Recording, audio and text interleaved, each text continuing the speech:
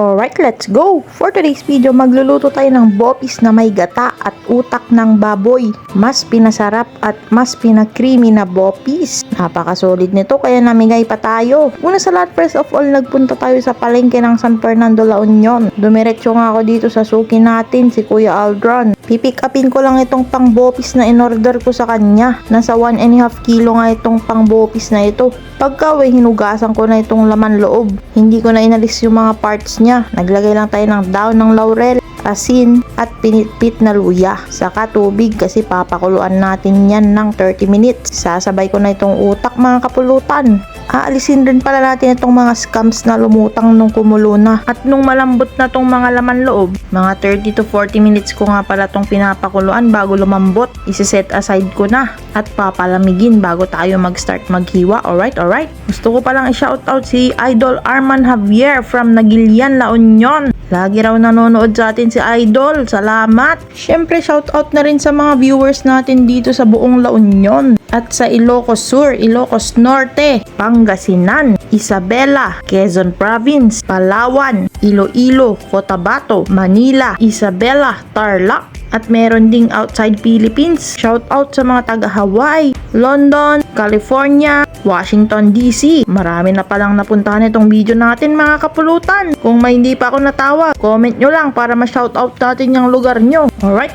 After kong mahiwa yung mga laman loob, maggigisa na tayo. Pinagmantika ko lang itong mga matatabang part. Then naglagay tayo ng bawang pamatay aswang. Hindi rin mawawala ang sibuyas na pampaimas. Alright.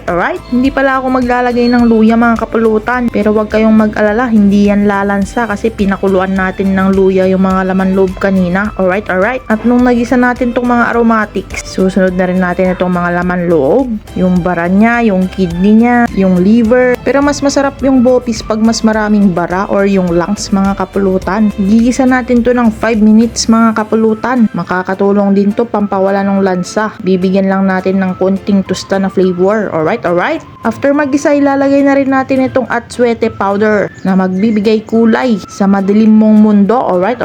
855 pieces na black pepper, 2 pirasong daon ng laurel at tispatis. Alright. Saka natin hahaluin ng may kasamang pagmamahal. Sasangkutsa lang natin ito hanggang makita mo na yung pagbabago ng kulay niya. Parang siya biglang nagbago.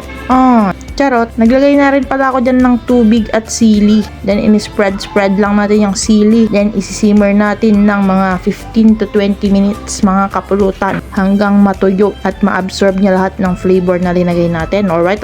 Yan na itsura niya after 20 minutes. Kaya maglalagay na tayo nitong carrots na dinice ko kanina. Pwede rin kayong maglagay ng labanos o yung radish. Pero hindi kasi ako naglalagay ng radish sa aking bopis. Pero kung trip nyo, pwede naman. Ang ilalagay ko, itong utak ng baboy. Sana all my brain. Yan ang magpapasarap at magbibigay ng kakaibang flavor dito sa ating bopis. Dinurog-durog ko na nga mga kapulutan. Hindi na nga ako naglagay ng liver spread mga kapulutan. Baka ma-overpower niya yung linagay natin na utak. Meron namang atay dyan sa bopis natin eh. At nung nahalo na natin yung utak, ilalagay naman natin itong suka. Okay lang na damihan nyo konti itong suka. Then wag nyo munang haluin, baka magalit yung mga matatanda. Alright. At for the extra creaminess niya, syempre maglalagay tayo ng gata. Special itong bopis natin for today's video. Isisimmer ulit natin ng another 10 to 15 minutes. Sprinkle lang ng konting sugar to balance the taste. Then ilalagay na natin itong red and green bell peppers na magpapasarap lalo sa ating bopis. Malaking tulong din itong mga gulay na nilagay natin para hindi tayo maumay. Pero hindi nakakaumay itong bopis natin mga kapulutan kasi napakasarap nito. Solid na solid. May utak na, may gata pa. Babatsyanan lang natin to mga kapulutan hanggang mawala yung liquid. Hanggang sa nagmamantika na lang siya.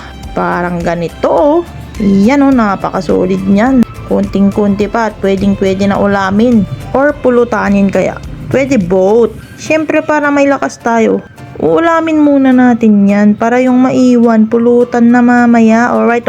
Unang kagat, extra rice agad. Hindi pwedeng hindi tayo mamimigay mga kapulutan. Kaya pumunta agad tayo sa napakaganda at napakabait nating kapitbahay. Because sharing is caring, diba? Pag mabait ka sa kapwa mo, mabait rin sila sa'yo. At kung nag-enjoy kayo, pa-follow naman ang ating page. At pa-comment kung saan ka nanonood para ma-shoutout ka. Alright.